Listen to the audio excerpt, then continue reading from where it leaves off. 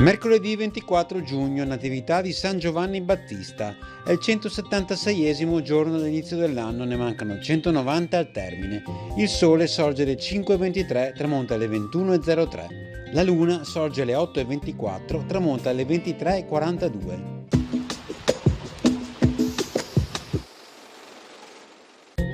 I 4.000 genovesi sediati in Chioggia, senza speranza di ricevere aiuto dall'esterno e sfiniti dalla fame, si arrendono ai veneziani senza condizioni.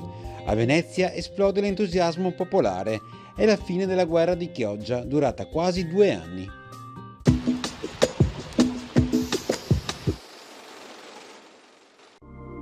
Le previsioni per domani: alternanza di nuvole e rasserenamenti, piogge brevi sparse sui monti e locali sulla pianura, più probabilmente durante il pomeriggio, temperature in calo di notte e con andamento irregolare di giorno.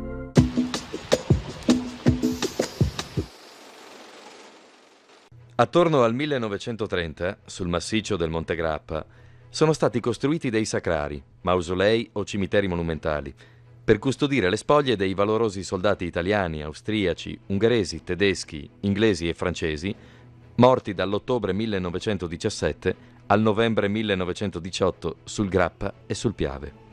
Un numero incalcolabile di cimiteri sorgevano dunque vicino ai luoghi di battaglia, oppure nei pressi dei vari ospedali militari. L'ossario più grande e storicamente importante è il Sacrario dell'Armata del Grappa, situato in cima Grappa, dove sono raccolte le spoglie di soldati italiani, austriaci e ungheresi che sul Grappa combatterono e perirono.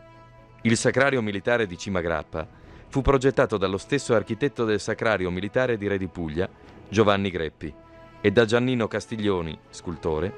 Venne iniziato nel 1932 ed inaugurato il 22 settembre 1935. Il suo scopo fu, e tuttora rimane, quello di onorare tutti i combattenti che sacrificarono la propria vita per difendere la patria, i caduti della Prima Guerra Mondiale. Il Sacrario di Cima Grappa è strutturato in un corpo centrale sistemato su un basamento, a sua volta originato da 5 cerchi concentrici di 4 metri di altezza. Oltre, è possibile percorrere la solenne Via Eroica, un percorso ai cui lati vi sono innumerevoli cippi che documentano i luoghi delle battaglie per la difesa del Grappa. Questa monumentale camminata degli eroi di guerra termina con il Portale Roma, sulla cui sommità è stato costruito l'osservatorio. Ma ciò che cattura subito l'attenzione è il panorama, il senso d'infinito.